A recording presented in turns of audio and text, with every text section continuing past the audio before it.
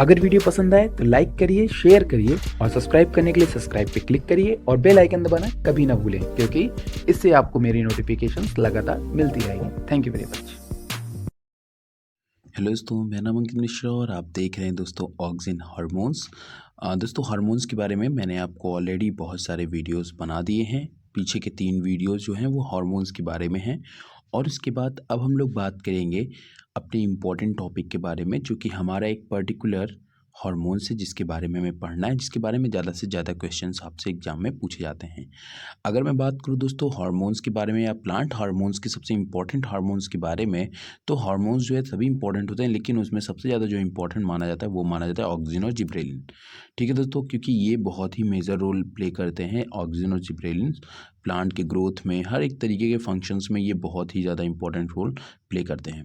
तो दोस्तों इस स्लाइड्स को बहुत ही ध्यान से देखना है, क्योंकि इसमें मैं आपसे बात करूँगा कि हमें क्या क्या चीज़ें ऑक्सिन के बारे में पढ़नी है, और इसी में हम बात करेंगे ऑक्सिन के डिस्कवरी के बारे में, जिससे काफ़ी क्वेश्चंस जो हैं डिस्कवरी से ही पुट अप कर लिए जाते हैं। तो ये काफ़ी इंपॉर्टेंट वीडियो होगा, तो आप इसको लास्ट तक देखिएगा, ज़्यादा बेटर पड़ेगा।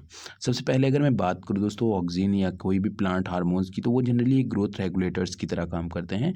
कुछ फंक्शंस को उनके ड्रॉप कर दिया जाए तो, लेकिन हमेशा प्लांट के लाभदायक चीज़ों में जो है वो अपना रोल प्ले करते हैं। उसी तरीके से जो हमारे हार्मोन्स होते हैं उन्हीं की तरह होता है हमारा एक auxin. Auxin from a Greek word जिसका नाम होता है ग्रो। ग्रीक में अगर मैं बात करूं तो इसको हम इंग्लिश में पढ़ेंगे द टू ग्रो। ग्रीक में auxin and to grow in English is generic name given to growth hormones produce by tip of the coleoptile and specifically required to elongation process. तो जनरली जो ये आपको मैं पहले ही बता दूं कि जो हमारे हार्मोन्स होते हैं, खासकर ऑक्सिन जो हैं, वो जनरली ऐसे रीजन में पाए जाते हैं जहाँ पे meristematic cells. What is the meristematic cells? Meristematic cell का मतलब होता है ऐसी सेल जो हमारी लिविंग्स होती हैं, अनडेवलप्ड होती, ज़्यादा डेवलप नहीं हुई रहती हैं, लेकिन हाँ उनके अंदर डिवीज़न की बहुत ज़्यादा क्षमता होती है, मुलायम होती हैं, सॉफ्ट होती हैं। इस तरीके की सेल को हम लोग मेरिस्टेमेटिक सेल कहते हैं। ठीक है, ये जनरली टिप पोर्शन पे होता है, तो इसीलिए आप देखिए पेड़ पौधों का जो टिप पोर्शन होता है वो काफ़ी जो है वो सॉफ्टी सॉफ्टी सा आपको फील होता है। तो इसी तरीके से तो ये वो पोर्शन होता है जहाँ पे ऑक्सीजन हमारे मौजूद होते हैं। आगे हम इसमें बात करेंगे दोस्तों इनकी डिस्कवरी के बारे में। अब इनकी डिस्कवरी में क्या है ना, कि इनकी डिस्कवरी में कई साइंटिस्ट आए। ठीक है, मैंने कुछ को मेंशन किया है, लेकिन आए कई साइंटिस्ट, जैसे कि चार्ल्स डार्विन ने सबसे पहले कोलियोप्टाइल में बताया।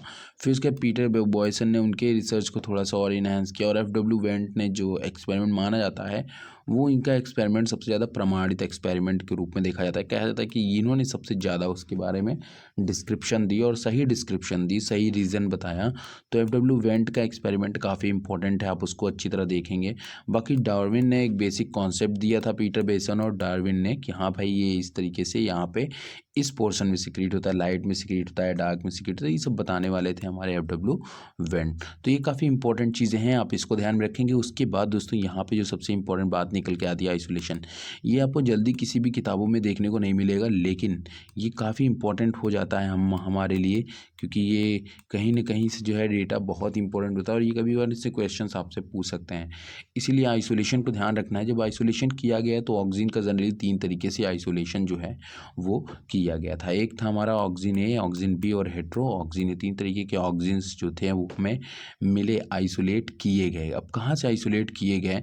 जो ऑक्सीजन 1 था ना दोस्तों, वो आइसोलेट किया गया, isolate from Dutch patient suffering from plague disease. तो जो हमारा प्लेग्रे डिजीज़ होता है दोस्तों, उस डिजीज़ से सफरिंग कर रहा था मरीज, उसकी जो है ह्यूमन यूरिन, उसकी यूरिन में जो है इन्हें ये हार्मोन्स जो है वो आइसोलेट किया गया उसकी यूरिन से। ठीक है, तो जो डच पेशेंट था उसकी यूरिन से ऑक्सीजन जो है वो हमें क्या हुआ, रिकॉर्ड किया गया, आइसोलेट किया गया, जिसका जो केमिकल नाम की अगर मैं बात करूँ तो इसका होता है ट्राईहाइड्रोक्सी कार्बोक्सिलिक एसिड। मतलब ऑक्सीजन की जगह पे इसका नाम क्या था, जैसे ऑक्सीजन को हम लोग क्या बोलते हैं, इंडोल 3 एसिटिक एसिड। उसी तरीके से इस ऑक्सीजन का नाम था trihydroxy carboxylic acid. Auxin b की बात करूं तो auxin b isolate from corn germ oil. ठीक है, तो ये इसको सबसे पहले रिकॉर्ड किया गया कॉर्न जर्म ऑयल्स में। ठीक है, इनका जो नाम होता है वो होता है हाइड्रोक्सी कीटो कार्बोक्सिलिक एसिड। हाइड्रोक्सी कीटो कार्बोक्सिलिक एसिड, ये इसका जो है वो केमिकल नेम होता है। तो ये बहुत ही इंपॉर्टेंट चीज़ है और ये कभी कभी पूछ भी सकता है आपसे किसमें से कौन से किसका जो है भैया केमिकल नेम है। उसके बाद सबसे लास्ट में है हमारे पास हेट्रोऑक्सिन्स। हेट्रोऑक्सिन्स मतलब आइसोलेटेड फ्रॉम ह्यूमन यूरिन, इसे भी ह्यूमन यूरिन से क्या किया गया, आइसोलेट किया गया है और इसका नाम होता है बीटा इंडोल एसिटिक एसिड। तो बीटा को आप इस तरीके से लिख सकते हैं, ठीक है। तो बीटा इंडोल एसिटिक एसिड किस में आता है, हमारा हेट्रोऑक्सिन जो है वो हम इसका केमिकल नेम होता है बीटा इंडोल एसिटिक एसिड और ये आइसोलेट किया गया ह्यूमन के यूरिन से। तो ये इनकी आइसोलेशन थी जो कि आपको नॉर्मल जो है नंबर मार्क्स दिला सकती हैं भाई, अगर आप इसको अच्छी तरह से पढ़ करके एग्जाम में जाते हो तो थोड़ा सा याद करके जाते हो और रट करके जाते हो तो इम्पोर्टेंट होगा। दोस्तों बात करो डिस्कवरी के बारे में, तो डिस्कवरी का सेक्शन अभी अलग से आएगा, ठीक है, वो काफ़ी इंपॉर्टेंट है और तीनों एक्सपेरिमेंट आपको एक ही वीडियो के अंदर एक्सप्लेन होंगे। उसके बाद यहाँ पे दोस्तों जो आखिरी पॉइंट है, आखिरी पहले पॉइंट है डिस्ट्रीब्यूशन। ये काफ़ी अच्छा पॉइंट है और इसको मैं इस पे बारे में थोड़ा सा एक्सप्लेन देना चाहूँगा। देखिए होता यूँ है ना कि मतलब ऐसा नहीं कि हार्मोन्स को एक पर्टिकुलर जगह पे मौजूद है उसी में रहेगा, अगर वो टिप पे है तो टिप पे ही रहेगा, नहीं। जो ऑक्सीजन है ना वो या कोई भी प्लांट हार्मोन्स वो प्लांट के सभी पार्ट्स में रह सकते हैं, ठीक है। मतलब होते ही हैं, रह सकते नहीं, होते ही हैं। जैसे कि रूट में होता है, स्टेम में होता है, लीफ में होता है, फ्लावर में होता है, सभी हार्मोन्स सभी जगह क्या होते हैं, मौजूद होते हैं। लेकिन अगर मैं बात करूँ किसी के फंक्शंस की, जैसे एक घर में जब तक एक आदमी का काम आ नहीं जाता तब तक वो आदमी अपनी डोमिनेंसी नहीं शो करता, उसी तरीके से ऑक्सीजन के अंदर भी होता है, होते सभी हार्मोन्स प्लांट्स के सभी पार्ट्स में मौजूद होते हैं। लेकिन जिनका फंक्शन होना होता है उनका कॉन्सेंट्रेशन क्या होता है, बढ़ जाता है, जिससे कि उनकी एक्टिविटी जो होती है वो काम करना शुरू हो जाती है। और ये भी डिपेंड करती है दोस्तों, जो कॉन्सेंट्रेशन भी होता है ना वो डिपेंड करता है हमारे प्लांट को कौन सी क्लाइमेट में रखा है, कौन से टेम्परेचर पे रखा है। तो हर एक चीज़, हर एक एटमॉस्फेयर जो होता है ना वो वैरी करता है कि किस टेम्परेचर और एटमॉस्फेयर में है, उस तरीके का ऑक्सीजन का उस तरीके के हार्मोन से का कॉन्सेंट्रेशन क्या होता है, बढ़ जाता है। जैसे कि मान लीजिए मैं जिब्रेलिक एसिड को कहूँ, अगर वो उसको कोल्ड टेम्परेचर पसंद है तो अगर आप उसको जब तक हीट में रखेंगे वो अपना फंक्शन नहीं करेगा क्योंकि वो डीएक्टिवेट रहेगा। लेकिन जैसे ही आप उसको कोल्ड टेम्परेचर प्रोवाइड कराओगे तो क्या हो जाता है, वो अपना फंक्शन कर देगा। तो जिब्रेलिक एसिड जनरली एक सीड डोर्मेंसी को भी ख़त्म करता है, मतलब सीड जर्मिनेशन में हेल्प करता है। तो कोल्ड टेम्परेचर, जैसे कि आप क्या करते हैं, गेहूं को बोरी को जो है गर्म प्लेसेस पे रखोगे तो नहीं, लेकिन जैसे ही आप उसको बाहर निकाल करके खेतों में सिंचाई विचाई वगैरह करवा करके और उसके बाद गेहूँ उसमें डाल दोगे तो जो हमारे वीट हैं वो ऑलरेडी जो है वो निकलना शुरू हो जाएंगे, मतलब कि कोलियोप्टाइल निकलनी शुरू हो जाएगी। तो ये एक बहुत इंपॉर्टेंट चीज़ होती है, ठीक है, कि हार्मोन्स जो होते हैं वो हमारे फैक्टर्स पे डिपेंड है कि किस तरीके का रेनफॉल है, किस तरीके की सॉयल है वहाँ की। ये सब चीज़ें जो है वो बहुत ज़्यादा मैटर करती हैं। तो कहने का मतलब है प्लांट्स के हर पार्ट्स में हार्मोन्स मौजूद होते हैं, हर एक हार्मोन्स मौजूद होता है, लेकिन जिस हार्मोन्स की ज़रूरत पड़ती है उसका कॉन्सेंट्रेशन ज़्यादा होता है। वही कह रहे हैं found in all parts, specially जो होता है सबसे ज़्यादा पाए जाते हैं हमारे ग्रोविंग रीजन, मतलब मेरिस्टेमेटिक सेल में। ऊपर वाली जो टिप पे सेल होती है सॉफ्ट वाली, उस पे जो है ये भैया सबसे ज़्यादा अमाउंट्स में पाए जाते हैं। Again lowest in non meristematic, और ऐसी सेल्स जो बिल्कुल भी ट्रांसपोर्ट करने के लिए अब मतलब ट्रांसपोर्ट कह रहा हूँ, मतलब नॉन मेरिस्टिक रीजन, मतलब कि अब वो डिवाइड नहीं कर सकती, कंप्लीटली डिवाइड कर चुकी हैं, वो बहुत मेच्योरिटी की स्टेज में जा रही हैं। तो इस तरीके की सेल के अंदर क्या है कि हमारा ऑक्सीजन जो है वो बहुत ही कम या लोवेस्ट अमाउंट में होता है। और आखिरी पॉइंट अब चल रहे हैं हम लोग दोस्तों ट्रांसपोर्टेशन के ऊपर। ट्रांसपोर्टेशन का मतलब होता है कि ऑक्सीजन, जैसे कि हमारा ब्लड है ना, हमारा ब्लड क्या करता है कि हमारे ग्लूकोज को, हर चीज़ को एक प्लेस से दूसरे प्लेस तक ले जाता है। तो ये ट्रांसपोर्टेशन, वहाँ पे सर्कुलेटरी सिस्टम नाम दे दिया, यहाँ पे ट्रांसपोर्टेशन का नाम दिया हुआ है, जिसमें जनरली दो तरीके से जो होते हैं वो ट्रांसपोर्ट किया जाता है। एक होता है ऑक्सीजन इनफ्लक्स, मतलब कि, और एक होता है ऑक्सीजन ईफ्लक्स। अब इनफ्लक्स और ईफ्लक्स में ये बेसिक कुछ डिफरेंसेस हैं कि एक में आपको हाइड्रोजन आयन प्रोटॉन आयन की ज़रूरत पड़ेगी, में आपको पिन प्रोटीन की ज़रूरत पड़ेगी। तो ये कुछ बेसिक से डिफरेंसेस है, जब मैं इनके डायग्राम आपसे एक्सप्लेन करूँगा बहुत ही अच्छी तरह से तो आपको बहुत ही अच्छी तरह ये चीज़ें समझ में आएंगी। पोलर ट्रांसपोर्ट क्या होता है, किस डायरेक्शन में होता है, कैसे होता है, ये सभी चीज़ें हम लोग आगे डिस्कस करेंगे। आशा दोस्तों आपको ये वीडियो काफ़ी पसंद आएगा। वीडियो पसंद आए इसको लाइक कर दीजिएगा और ध्यान रखिएगा इसमें कुछ ही बहुत इंपॉर्टेंट सी चीज़ें थी। एक तो डिस्कवरी, थोड़ा सा साइंटिस्ट के नाम आपके रिवाइज हो जाएंगे। दूसरी बात इनका आइसोलेशन और डिस्ट्रीब्यूशन स्पेशली आपको जो है काफ़ी अच्छी तरह से इसका जानना चाहिए, क्योंकि डिस्ट्रीब्यूशन एक काफ़ी इंपॉर्टेंट चीज़ यहाँ पे होती है, ठीक है, जो कि इसके रोल को भी एक्सप्लेन कर देती है, ठीक है। तो ऑक्सीजन के डिस्कवरी जो है वो बहुत सारे क्वेश्चंस आपके लिए AIPMT प्री मेडिकल्स में लेकर के आती है, नीट में लेकर के आती है, ठीक है। तो ऑक्सीजन की जो ये वीडियो है ये बहुत ही इंपॉर्टेंट इसलिए है क्योंकि जो इसकी डिस्कवरी होती है दोस्तों वो सबसे ज़्यादा मेरे हिसाब से साइंटिस्टों ने मिल करके की है, ठीक है। कि ऑक्सीजन मतलब कि हो तो गई थी प्रॉपरली, सबको ये पता था कि यार कोई ना कोई केमिकल सब्सटेंसेज है, लेकिन एक लिखित प्रमाण नहीं मिल रहा था कि जो सनलाइट है वो किस तरीके से बिहेव कर रही है अगेंस्ट ऑक्सीजन। तो ये सब चीज़ें बहुत ज़्यादा इंपॉर्टेंट थी। और दोस्तों आशा है कि आपको ये स्लाइड्स जो है काफ़ी पसंद आती है मेरी। तो अगर आपको ये स्लाइड्स पसंद आती है तो इस स्लाइड्स पे एक लाइक देना बिल्कुल ना भूला करिए और फॉलो ज़रूर कर दीजिए करिए, शेयर भी खूब धम के किया करिए, क्योंकि दोस्तों मेरा जो मेन पर्पज़ होता है इन स्लाइड्स को बनाना। अगर आप चाहते हैं कि मैं इन स्लाइड्स को जो है और भी जगह आप इनको डाउनलोड करना चाहते हैं तो आप लिंक्डइन पे जा सकते हैं, ऑनलाइन टीचिंग OT के नाम से सर्च कर सकते हैं, वहाँ पर आपको ये सारी स्लाइड्स जो है वो मिल जाएंगी, आप उसको डाउनलोड कर सकते हैं। तो आइए दोस्तों अपने मुद्दे की ओर चलते हैं सीधे सीधे और जानते हैं कि आखिर क्या चीज़ें होती हैं ऑक्सीजन की डिस्कवरी में, हमें क्या देखने को मिला। तो जो ऑक्सीजन था दोस्तों वो सबसे पहले जो बताया गया था वो डार्विन के द्वारा बताया तो गया था, लेकिन इन्होंने कोई एक लिखित प्रमाण नहीं दिया था। मतलब कहने लिखित प्रमाण का मतलब ये नहीं, मतलब कहने का ये मतलब इन्होंने ये नहीं बताया कि आखिर ये क्यों हो रहा है, क्या ऐसा कुछ हो रहा है। बस इनको पता था हाँ ऐसा कुछ हो रहा है, जैसे कि न्यू जिसको कहते हैं। सबसे पहले जो न्यू रखी थी वो रखी थी हमारे डार्विन साहब ने। तो यहाँ पे क्या किया गया कि जैसे इन्होंने देखा था कि जो कोलियोप्टाइल होती है, जो एक सीड थी उसमें जो कोलियोप्टाइल निकलती हैं, वो कोलियोप्टाइल का जो मोमेंटम था टिप का वो किस तरफ था, हमारे सनलाइट की तरफ था। इनको ये चीज़ पता थी, उन्होंने उसको कट करके देखा, बिल्कुल कोई भी वहाँ पर टिप में कोई भी बेंडिंग देखने को नहीं मिली। उसके बाद जब इन्होंने उस टिप को कवर भी कर दिया तब भी वहाँ पर कोई बेंडिंग देखने को नहीं मिली, जबकि टिप जो है वो साइज में इनलार्ज हुई, ठीक है। तो कहने का यही मतलब था कि टोटल सनलाइट जो थी वो अगेंस्ट थी हमारे किसी न किसी ऐसे केमिकल सब्सटेंस के जो कि इसको इस तरीके की बेंडिंग को कराती थी। लेकिन बहुत दफ़े ये लोग भी मत रख देते थे कि यार बेंडिंग जिस तरफ हो रही है इस तरफ ऑक्सीजन या इस तरफ कोई केमिकल सब्सटेंसेस बन रहा हो, ये भी बहुत लोगों का मत हुआ करता था। और लेकिन बाद में जो है ये मत बहुत ही गलत हो गया जब वेंट और बॉयसन ने अपना रिसर्च दिया, उसको प्रमाणित किया, तो ये सब चीज़ें जो है वो निकल करके सामने आई। नंबर ए है फ्रॉम एक्सपेरिमेंट ऑन कोलियोप्टाइल फोटोट्रॉपिज्म्स यही मीन्स है कि धूप की तरफ जो बेंड कर रहा है। Darwin concluded in 1880 that a growth stimulus is produced in coleoptile tip. मतलब कोई ना कोई जो ग्रोथ स्टिमुलस है वो हमारे कोलियोप्टाइल पे प्रोड्यूस हो रहा है and transmit it to growth zones, okay. और जो कि ग्रोथ जोन की तरफ जो है हमारे वो ट्रांसमिट हो रहा है, मतलब यहाँ बन रहा है और जहाँ जहाँ प्लांट को ग्रोथ करनी है वहाँ ये ट्रांसमिट हो रहा है। आगे की बात करते हैं, दूसरे एक्सपेरिमेंट को लेकर के आए हमारे बॉयसन और जेनसन ने, और ये बहुत ही इंपॉर्टेंट एक्सपेरिमेंट बन करके आया। ये माइका और जिलेटिन के बीच की लेयर के बारे में बताना चाहते थे कि आखिर कौन सी ऐसी लेयर्स है जो कि इसकी परमिबिलिटी को रोक रही है, ऑक्सीजन जो भी हमारा ये केमिकल सब्सटेंस है उसकी परमिबिलिटी को रोक रही है, और कौन सा ऐसा जोन है जो कि इसकी परमिबिलिटी को प्रोड्यूस कर सकता है। मतलब कहने का मतलब जिलेटिन, वही कहते हैं कि बॉयसन जेनसन डिस्कवर्ड दैट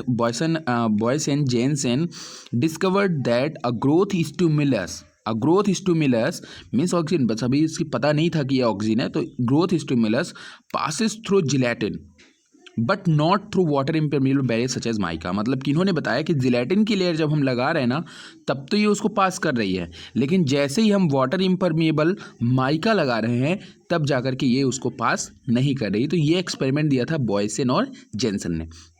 तो यहाँ पे आप देखिए कि जैसे ये हमारा एक प्लांट लिया था, इन्होंने पहले क्या किया कि माइका सीड को इंसर्ट किया डार्क साइड में। इधर से सनलाइट आ रही है, लाइट वाली साइड है, और इस तरफ से कुछ भी नहीं है तो ये हमारी डार्क साइड है। तो डार्क साइड में पहले माइका प्लेट को इन्होंने इंसर्ट किया तो देखा कि प्लांट बिल्कुल सीधी ग्रोथ कर रहा है, मतलब कि कोई भी बेंडिंग देखने को नहीं मिली। उसके बाद इन्होंने क्या किया कि जैसे ही इसको लाइट साइड में ट्रांसमिट कर दिया, इस माइका प्लेट को राइट साइड में ट्रांसमिट किया। एक सेकेंड मैं पेन चेंज कर लेता हूँ, ओके। जैसे इन्होंने क्या किया कि इस राइट साइड को ये इस वाले साइड को इस साइड में इन्होंने लाया, फिट किया माइका प्लेट को, तो देखा कि यहाँ पे बेंडिंग हो गई, ठीक है। मतलब कि ग्रोथ स्टिमुलस यहाँ तक पहुँचा है, ठीक है। जो भी ग्रोथ स्टिमुलस था वो पास हुआ है इस जोन से, लेकिन जिस जोन में ये है उस जोन में पास नहीं हुआ है। अगेन क्या किया इन्होंने भैया, टिप को रिमूव किया और टिप को रिमूव करके बीच में जिलेटिन की लेयर को क्या कर दिया, फिक्स कर दिया। जैसे इन्होंने जिलेटिन को लेयर को फिक्स किया, ये दोबारा इस तरफ बेंड कर जाएगी। एक डायग्राम यहाँ पे इनकम्प्लीट है, तो क्या करेगी, बिल्कुल इस तरफ ये बेंड कर जाएगी। ध्यान रखिएगा, इस तरफ ये बेंड करेगी, जिस तरफ से लाइट आ रही है उस तरफ ये बेंड कर जा रही है। तो मतलब इस तरीके से ये जिलेटिन की लेयर को क्रॉस कर सकती है। ये बॉयसन और जेनसन ने 1913 में अपना एक्सपेरिमेंट में इस चीज़ को सामने रखा। उसके बाद दोस्तों सबसे बड़ा जो एक्सपेरिमेंट हो करके आया वो आया हमारे वेंट जी का, और ये काफ़ी एक मैं कहूँगा तो प्रॉपरली एक्सप्लेनेशंस से भरपूर था ये वाला जो एक्सपेरिमेंट था। इस एक्सपेरिमेंट में इन्होंने क्या किया, मैं बहुत अच्छी तरह डायग्रामेटिक आपको बताया हुआ है, तो इस चीज़ को बहुत अच्छी तरह देखेंगे। सबसे पहले क्या किया कि इन्होंने जो कोलियोप्टाइल लिया हुआ था उस कोलियोप्टाइल को रिमूव कर दिया, उसकी टिप को इन्होंने क्या कर दिया, रिमूव कर दिया। ओके, अब इसकी टिप को जब इन्होंने रिमूव किया तो इसकी टिप को रिमूव करने के बाद, अगेंस्ट रिमूव करने के बाद इन्होंने एक एगार ब्लॉक लिया और इसको ट्रांसमिट किया विदाउट ऑक्सीजन। इसमें कोई भी ऑक्सीजन मौजूद नहीं थी, मतलब इसमें ये टिप जो था वो इंसर्ट नहीं था। अगेन क्या किया कि इस टिप को इन्होंने लिया और ट्रांसफ़र कर दिया एगार ब्लॉक में। तो वही कहते हैं transfer tip to agar block and leave for several hour, और इसको कुछ घंटों के लिए इन्होंने क्या कर दिया, छोड़ दिया ऐसे। ठीक है, कुछ घंटों के लिए जब इन्होंने इसको इसी तरह छोड़ दिया तो अगेन क्या हुआ, सनलाइट इधर से आ रही है। ओके, हाँ चलिए ठीक है, नहीं सनलाइट का इसमें कॉन्सेप्ट नहीं है, ठीक है, इसको नॉर्मली हम लोग समझ सकते हैं तो वो भी हम लोग समझ लेंगे। हाँ नॉर्मल कोई सनलाइट नहीं। तो अगेन इसमें क्या हुआ कि इन्होंने देखा कि जब इन्होंने एगार ब्लॉक को इस तरह से ट्रांसमिट किया कोई बेंडिंग देखने को नहीं मिली, विदाउट ऑक्सीजन था। ठीक है, इसलिए इसमें कोई भी बेंडिंग देखने को नहीं मिली। लेकिन जैसे इन्होंने एगार ब्लॉक को जो इन्होंने ट्रांसफ़र किया हुआ था टिप को, टिप क्या है जिसके अंदर हमें ऑक्सीजन मिली हुई है, याद रखिएगा टिप वो प्लेस है जहाँ पे हमारी ऑक्सीजन मौजूद है। तो ये क्या किया कि जैसे ही इसको एगार ब्लॉक्स में इन्होंने ट्रांसफ़र किया और फिर ये एगार ब्लॉक से हमारे then transfer a piece of agar blocks to freshly decapitated coleoptile, और जैसे इन्होंने इस एगार जिसमें कि हमारा टिप कुछ घंटों के लिए रखा गया था, उस एगार को जैसे यहाँ पर ट्रांसमिट किया, ये क्या हो गया, बेंड हो गया। क्या हो गया, बेंड हो गया, क्योंकि इन्होंने इस साइड में लगाया है। तो इस साइड में लगाते ही इनको ये पता चल गया कि यहाँ पे इस टिप में, जिसमें मैंने टिप जो मौजूद था उसी में कोई ना कोई एक ऐसा केमिकल सब्सटेंस है जिसके द्वारा यहाँ की ग्रोथ ज़्यादा हुई है।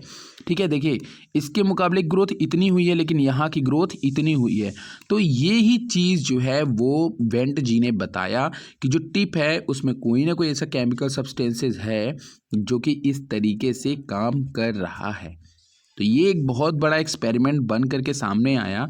तो मैंने कुछ पॉइंट्स भी लिखे हुए हैं, आशा है कि आपको ये वीडियो समझ में आए। फिर से मैं एक बार और बताना चाहूँगा कि देखिए सबसे पहले इन्होंने लिया ना, टिप को रिमूव कर लिया। ठीक है, उसके बाद टिप को जब इन्होंने रिमूव कर लिया उसके बाद इस एगार ब्लॉक को, जो कि अभी जिसके अंदर ऑक्सीजन नहीं है, ऑक्सीजन मतलब जिस पे अभी तक टिप ने अपना फंक्शन नहीं किया है, हमने विदाउट टिप वाले को यहाँ पे ला करके यहाँ पे इसको इंसर्ट कर दिया। अब जो हमने कुछ घंटों के लिए रख दिया है एगार ब्लॉक के अंदर इस टिप को, उस वाले एगार को लिया, फिर उसको जब यहाँ पे लगाया तो ये बेंड कर गया, लेकिन ये वाला में कोई भी बेंडिंग देखने को नहीं मिली। ओके, देन ट्रीटेड का मतलब यही है कि हमने इसको ट्रीट किया है टिप वाले पोर्शन से जिसके अंदर हमें कुछ केमिकल सब्सटेंसेस मिले हैं। ठीक है, जो कि ग्रोथ को प्रमोट कर रहे हैं। आगे बोलते हैं FW went by simple experiment, या फिर सिंपली आप जान सकते हो इस चीज़ को।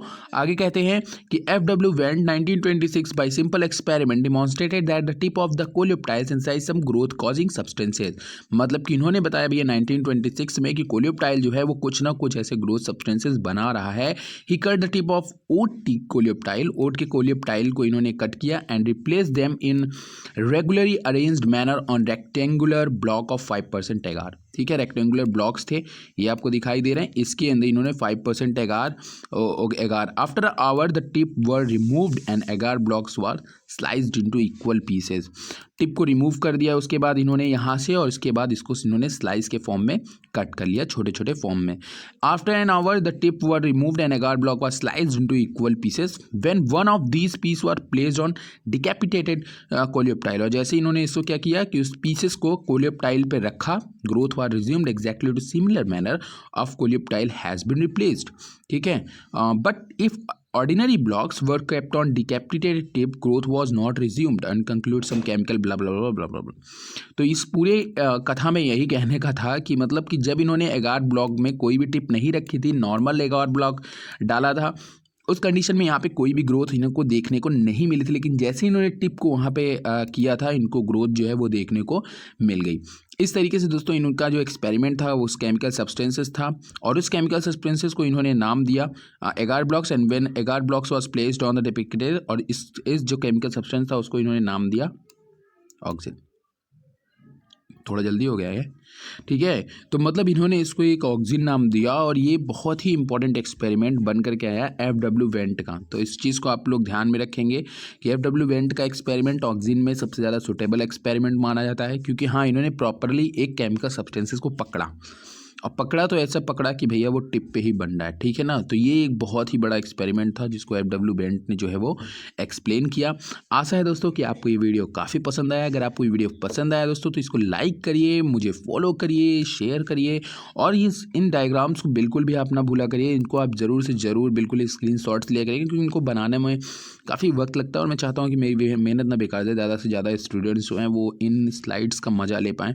तो अगर आप अपने कॉलेजेस वगैरह में कोई प्रेजेंटेशंस वगैरह देते हैं तो आप कोशिश करिए कि इन स्लाइड्स को ही देख करके आप कुछ अच्छी स्लाइड्स जो हैं अपने लिए बनाएं और प्रेजेंट करिए, ठीक है दोस्तों। आगे की भी स्लाइड्स बहुत ही अच्छी होने वाली हार्मोन्स की, तो आप बिल्कुल भी निश्चित रहिएगा, क्योंकि डिस्कवरी खत्म हो चुकी है और अब हम लोग बात करेंगे इसके ट्रांसपोर्ट के बारे में अपने नेक्स्ट वीडियो सेगमेंट में। तब तक वेट करिए दोस्तों, और मुझे फॉलो कर दीजिए ताकि आपको अपडेट मिल जाए तुरंत खट से।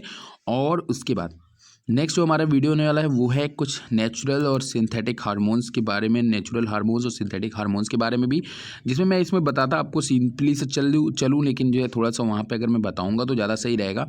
उसमें कुछ ऐसे हार्मोन्स के बारे में भी मैं आपसे बताने वाला हूँ। इसकी चाहे तो आप स्क्रीनशॉट ले सकते हैं। उसमें मैं आपसे कुछ और भी चीज़ें मेंशन करूँगा दोस्तों, जैसे कि कुछ ऐसे हैं जो कि मिसबिहेव करते हैं, कुछ ऐसे हार्मोन्स हैं जो कि मतलब इनहिबिशन का काम करते हैं, तो उनके बारे में भी मैं आपसे वहाँ पर डिस्कस करूँगा। ऐसा आपको वीडियो पसंद आया तो इसको लाइक करिए, शेयर करिए, और भी ये यूट्यूब चैनल पे भी सब्सक्राइब कर सकते हैं ऑनलाइन टीचिंग OT के नाम से। Thank you.